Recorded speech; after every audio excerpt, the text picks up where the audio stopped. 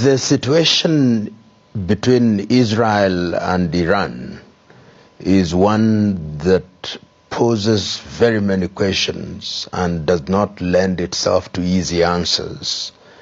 Hello and welcome to Van TV Media. If you're new here, don't forget to subscribe to the channel, like the video, and share it with your friends to get daily updates. Hello guys, welcome back to Van TV Media. Guys, thank you guys for making this channel to be where it is right now, cause if we're not you, we couldn't have reached where we are right now. I appreciate so much. For the newcomers, subscribe to the channel and turn on the notification bell so that in case we do upload any story, you'll be the first one to view. For the returning subscribers, I appreciate so much. Thank you so much. My people, we are going to talk about the video. Plo Lumumba has talked about the war that is taking place, Iran versus Israel. So Plo Lumumba has talked about this war. Let us see on how has talked about this war. Is a professor, usually talks, most people here in Africa knows him well, knows how to talk about politics and knows how to talk about Pan-Africanism. So he has talked about the war between Israel and Iran. This is what he has said about that war. The situation between Israel and Iran is one that poses very many questions and does not lend itself to easy answers, and in my view must be situated in the context of history. If you look at Iran, the Iran that we know now, we've got to go back to the 1920s when the Reza Pahlavi family became the dominating dynasty, until the Reza Pahlavi was removed in 1941 by the Allied powers, the British and the Soviet Union, for being not willing to do their bidding. But he was then succeeded by his son Mohammad Shah Reza Pahlavi, who liberalized Iran in many ways and who was very compliant with the West. And of course, that then led to the emergence of the Ayatollahs, and culminating in the 1979 emergence of the Ayatollahs and the abolition of the Pahlavi dynasty. And something begins to happen at that time, because the Ayatollahs come in with a theocratic regime which clearly states that they do not recognize the state of Israel, and that in fact the state of Israel must be wiped off the surface of the earth. And they say that this Zionist regime must actually go. So that is the official stated position of the Iran regime, or the Tehran regime.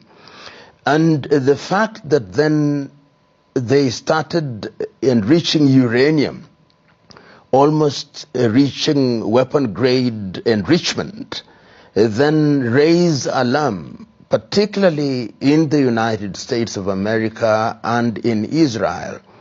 And the argument that is being put forth by the Netanyahu regime is that they have credible evidence, or that they had credible evidence, that the Iranians had crossed the red line in terms of enrichment, and that they cannot allow the regime to have a nuclear weapon. It is instructive that at the time when the attack on Iran took place, there was a diplomatic effort, or there were diplomatic efforts which were being mediated in Saudi Arabia and within that particular environment, with a view to convincing the Iranians that they ought not to use the uranium for non-peaceful purposes. And to the casual observers like all of us, we thought that they were going on very well. At least when you listen to the President of the United States of America, one took the view that the negotiations would give birth to a result which would be acceptable to all, and the International Atomic Energy was supervising. But for some reason, in what in the eyes of many appears to be a unilateral decision by the Israelis, but what we now know, had the nod of the United States of America, there is a conflagration which has resulted in a tit for tat and which is affecting populations. We have seen in the last one week the Israelis saying that they now have air domination over the whole of Tehran. We have seen the use of hypersonic missiles which have hit Tel Aviv and have hit Haifa. And for the first time, we see a disruption of normal life in Israel, which had not taken place during the conflict in Gaza, and even when the Houthis were launching their ballistic missiles from Yemen. The question is, should the world be worried? Yes, the world should be worried. The world should be worried because there is a powder keg. What one fears is that if indeed you are to hit some of the bunkers where the enriched uranium is stored, what would be the impact in terms of the pollution that would take place? Who else will be drawn into the conflict? Remember that the Tehran regime has a satellite or what one would call client organization that work with it or work for it. You talk about the Houthis, and that is in Yemen. You talk about the Hezbollah in Syria and in Lebanon. What will they do? And one can also not discount what is being heard in the grapevine, that the North Koreans have said, we are ready to help.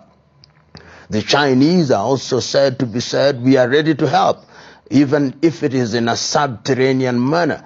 And the United States of America thus far has not entered into the conflict directly, but we know that their military assets are moving closer and closer to the theater of war.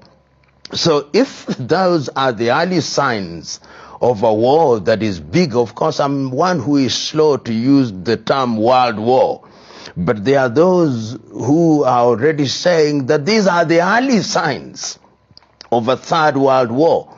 But I would be much more hesitant because one can see that there are voices in different parts of the world that are calling on Israel and calling on Iran to step back and ask themselves what value is going to be achieved if the conflagration continues in the manner that it is. But as the saying goes, the jury is still out, there is a tit for tat, and there are internal contradictions, both in Israel and in Iran. In Iran, there are segments of the population who are anti the theocratic regime of the Ayatollahs, and they possibly think that this is an opportunity for regime change. Within Israel, there are those who are fatigued that there is little economic activity that is taking place in different parts of Israel. We know that Ben Gurion Airport in Tel Aviv is almost out of commission or is under constant danger. A number of airlines are no longer flying to Tel Aviv. So all these factors conjoined is sending an unequivocal message to the players that diplomacy should be given its pride of place. As to whether that will happen is another debate. But I would want to imagine, as other commentators are saying, that it is critical that the United States of America enters into the arena of diplomacy, because they had initiated these negotiations, that if indeed they did so, then there would be a ceasefire, and that would create an environment where the parties who are actively in the theater of war would reassess their positions going forward. You know, it is a very complex situation. I've had an argument being put forth that the Iranians were going on with enrichment, all the negotiations notwithstanding, that the Iranians were not responding to the ultimatum that was given by the United States of America, and the President of the United States of America has actually said we gave them 60 days, and it's on the 61st day that we saw Israel do what they did. And further, it is also being said that they were engaged in proxy activities through the Houthis and even through Hezbollah. So what changed? I think a number of things changed, but as one must always do, is to look at the history of it. What is the history of it? That there are geopolitical reasons why the United States of America, which until a few years ago has been the hegemon, would want to ensure that it does not lose its foothold in that region, and that they would not allow a regime which they consider to be rogue in Tehran to have a military that has in its arsenal a nuclear device. So I think that when all these things were assessed, the Israelis must have received the green light. You go and test the waters.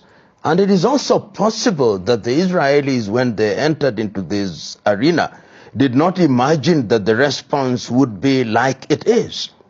And right now, it is, as Shakespeare once said, that they have waded so deep into blood that to go forth is as tedious as to go back. And they find themselves between the devil and the deep blue sea in a catch-22 situation. The question is, what do you do? And that is why I think, therefore, that the voice, for example, of the United Nations, for whatever it is worth, because the United Nations now has become such a weak organization whose resolutions are honored in breach, and other players that are interested in this particular situation. So there are many moving parts in this particular situation, and those parts are such as to send danger signs to America and to Israel, and they could wait no more. But we cannot forget that there are other activities that are going on in the world. One cannot forget that there is activity between Russia and Ukraine. One cannot forget that there are activities within the Middle East, as it is called now. One cannot forget that there is a rising power in China, and that all these factors are also making the United States a little bit worried, and they do not want a clan state, if one may, of a side that is not their own. And remember, at one time, Benjamin Netanyahu is on record as saying that Israel is the largest warship for the United States of America in the Middle East. It is a stationary warship from which you can launch many things and neutralize enemies, real or perceived. And I think that their own assessment must have told them that even internally, the Ayatollahs are very weak, and to weaken them now would lead to a regime change. I think there is appetite for diplomacy in the region. There is fatigue. The populations are tired. And we know that the Russian administration led by Vladimir Putin has a soft heart for the Iranian administration. We know that the Chinese have a soft heart for the Iranian administration. We also are aware that the North Koreans have a soft heart for the Iranian administration. If soft-heartedness is equal to being allies, then they are in that region. But we also know, on the other hand, that the state of Israel is almost seen as a pariah state in that neighborhood, and that the only friend they have, real friend if you may, is the United States of America. Because even Europe has been sending very clear messages to Europe, particularly the Portuguese have spoken, the Spaniards have spoken, the French not as loudly as they should, the Germans have historical baggages so they can't speak about and against Israel.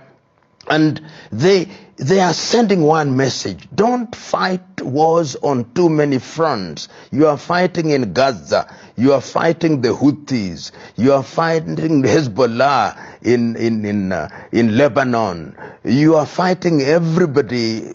You can't do this on too many fronts. Whether those messages, blatant and subtle, are being listened to is a totally different debate. But I think that there is the danger which is being seen by the international community. Already we have seen the impact of this particular conflict on the price of oil. And when you talk about the price of oil, everybody is affected. And we also know that that is a very busy area for shipping.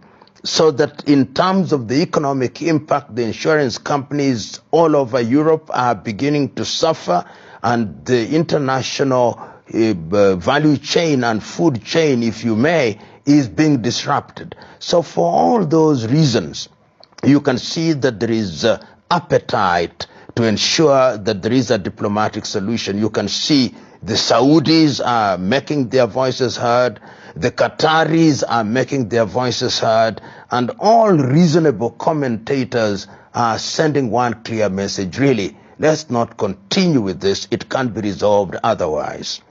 The situation in the Middle East, and particularly in the context of what is happening now, is dicey. And it is true that from a military perspective, at the end of this particular exercise, when and if there is a ceasefire, commentators will say, but Israel has won anyway. But it is Pyrrhic victory. The cost of that victory, in my view, will be too high.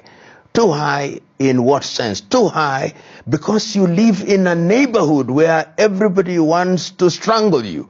You live in a neighborhood where you cannot do business with your immediate neighbors.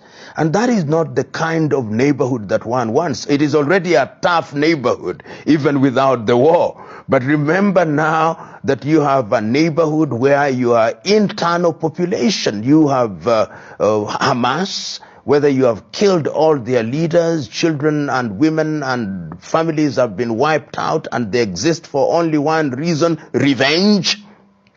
You now have an extended enemy outside 1,000 kilometers away in Iran. You have enemies in Yemen. You have enemies in Saudi Arabia. So it will be, as I've already indicated, a Pyrrhic victory whose cost is too much.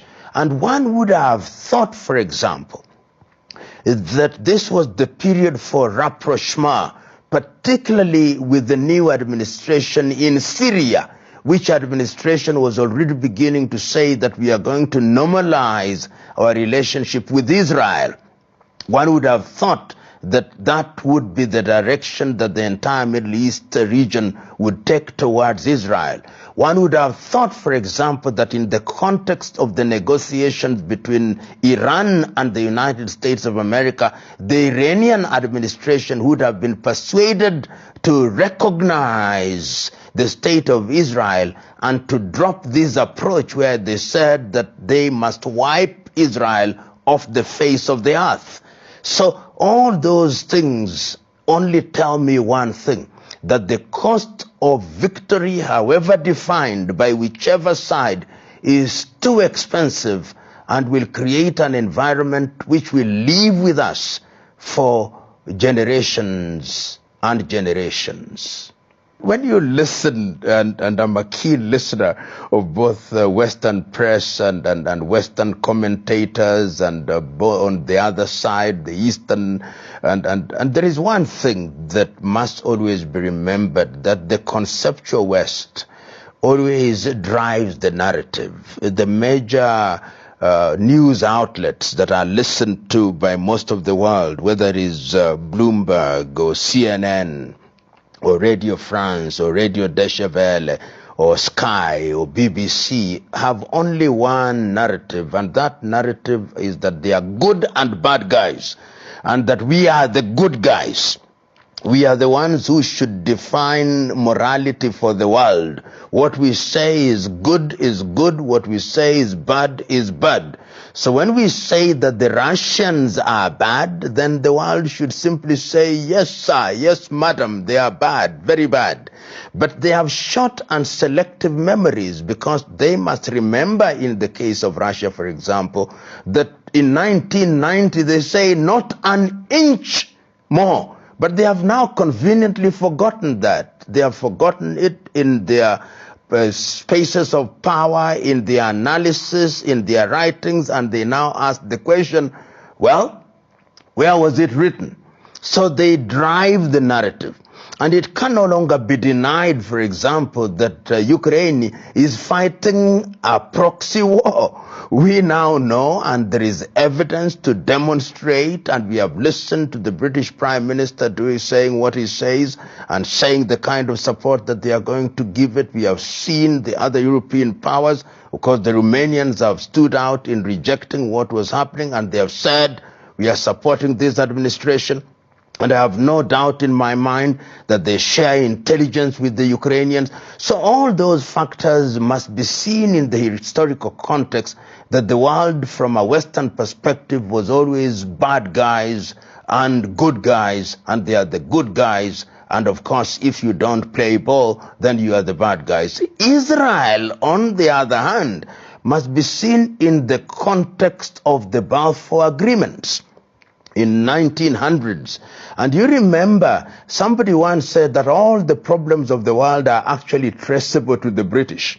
When in 1948, the Israeli state as we know it was created, it would have been easier at that time to actually create two states, a Jewish state and a Palestinian state. But the decision was made that they were to create this Jewish state, and we know what happened with the Nakba.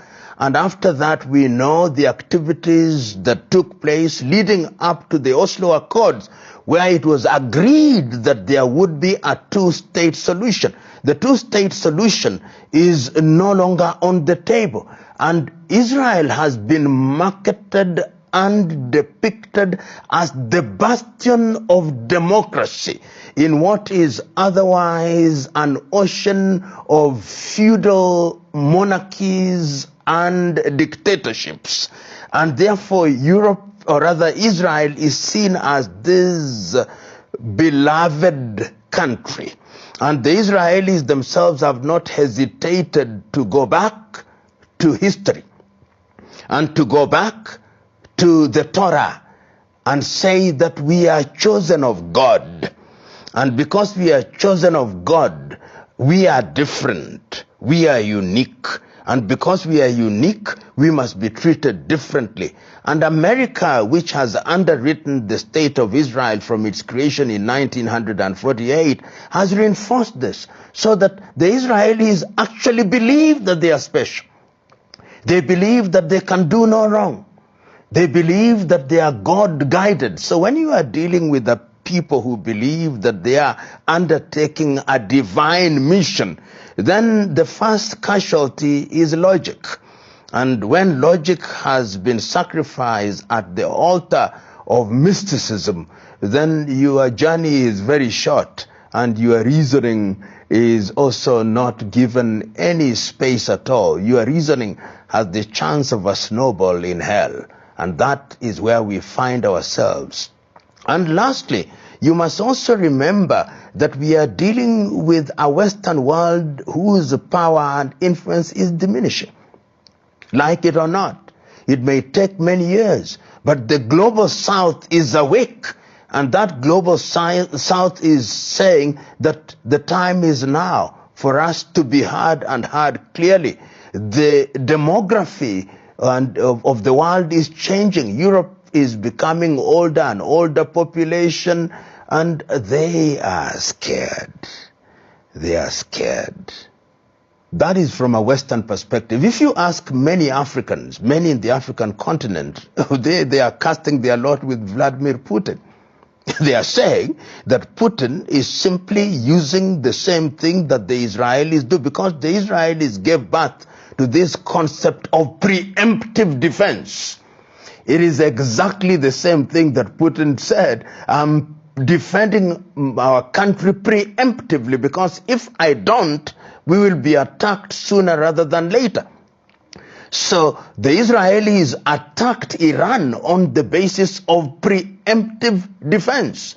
So, and Nelson Mandela put it very well at one time when he was confronted with this question. He says, these fellows, when they don't want you under your freedom fighter, they call you a terrorist.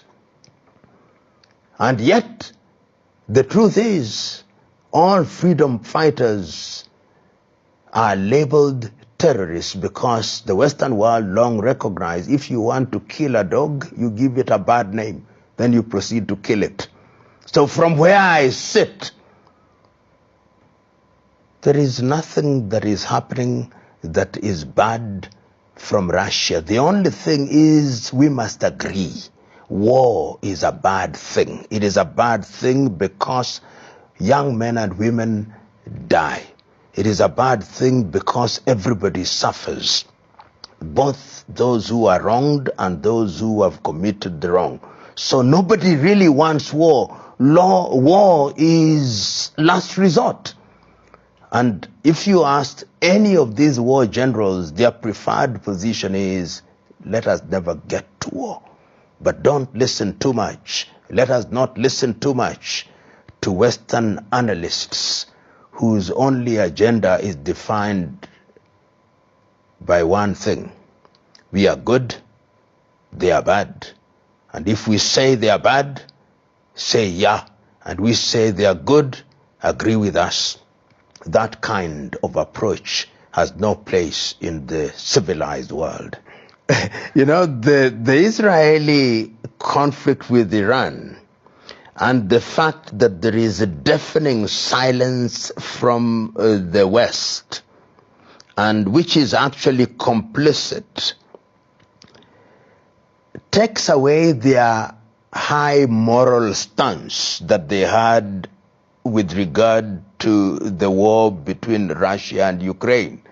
The same arguments are no longer available to them. And in the last 1 week, when the Israelis have been jousting with the Iranians, you no longer hear as loudly as it was that the Russians are bombarding Kiev. In fact, the conflict between Russia and Ukraine is no longer occupy acres and acres of space in the newspapers as it was 2 weeks ago, because it has taken away the moral argument that the conceptual West had. And that is why you can see now they are a little bit slow to judge, or even if they are doing so, they are not doing it as loudly and as boldly as they were doing, which is good. It is good because it is creating an environment where, in fact, all combatants, all parties who are involved in conflict can be brought to the negotiating table. It is a bad route to take, but I think it is the route that has been taken. And sometimes there is a storm before the lull.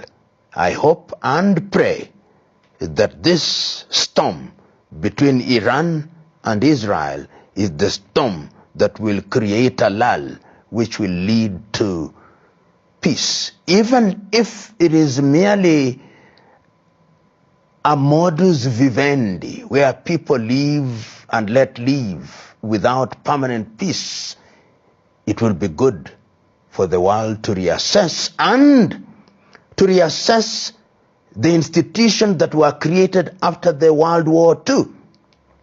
To look at the UN Charter again, to look at the architecture of the United Nations again. I think for the first time since the World War II, all these institutions are being reassessed. The International Court of Justice, the International Criminal Court. All these are now under scrutiny because it would appear to me that the 21st century and the conflicts that have arisen require different approaches going forward. We are fighting at a time where fights are not even, there are no men and women in boots on the ground. Drones have taken space. Ballistic missiles. How do you prosecute this war? How do you deal with it in the context of the instruments that we have, which were created after World War II? Many questions, begging many answers, and it will take bold people, bold leadership at the political level to arrive at the desired destination. The question as to what could happen if the Ayatollahs are removed is one that does not lend itself to easy answers, but there are things that tell us how dangerous and how confused it could be. Look at Libya post-Gaddafi. One would have thought that after Gaddafi, then Libya would be El Dorado, the land of gold. We now know and see the confusion. See Iraq after Saddam Hussein. One would have thought that after Saddam, you'd have a regime that responds to the West in the manner that the West wants. See Syria after Assad, and look at the situation. There may be stability in and around Damascus, but what about the rest of Syria? And I dare say that Iran could be a lot more complex, because you have people who are inclined toward the theocratic regime, which is Shia Muslim of their own kind. There are people who are remnants of the Pahlavi dynasty. And all these factors which we thought were dead were possibly in a state of comatose. And if they arise and they are armed, we could see in Iran a civil war. We could see in Iran what we are seeing in Afghanistan. Those are the possibilities, those are the scenarios that lend themselves to being taken into consideration if the Ayatollahs were to leave the scene. So, that is all he has talked about war. As Kenyans, as Africans, as the people here in the world, we are coming together to pray for Israel. We are coming together to pray for Iran, because whenever a country experience a war like this, it's so hard time for those people who are staying in these two countries. There is no countries is bigger than the other. But we pray this war or to end. We pray. We are so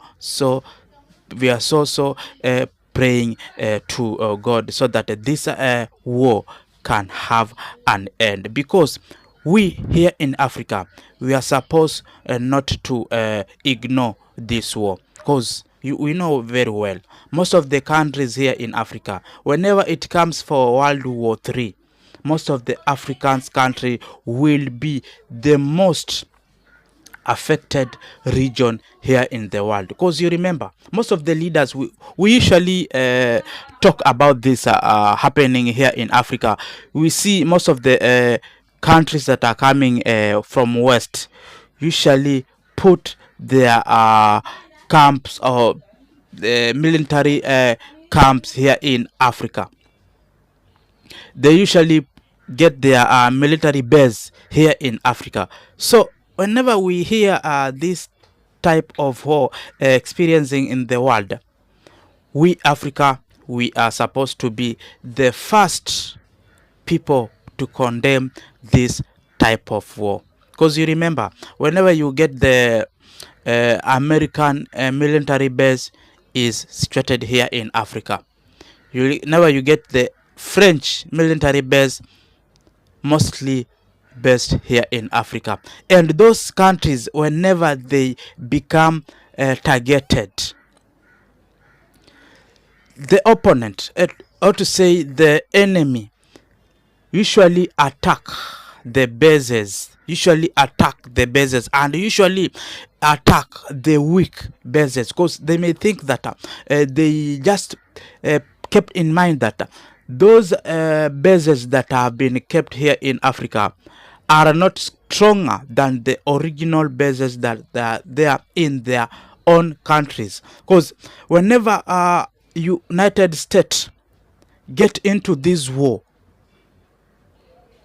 whenever United States say that is going to protect Israel, is going to join this war so that can defend Israel, Iran might have anger to do what? To revenge, might have anger to come up and do what is not good to the bases that are belonging to United States. And France also that way. That's why we saw some of the countries like West Africans, some of the countries in West Africans, they abolished this kind of military bases that are coming from West into their countries. They abolished a country like Burkina Faso. We've seen some of the country like Mali, country like Niger, name them. Most of the countries have abolished some of the this thing called military bases in their countries. So as African, we are supposed to be the first people to pray.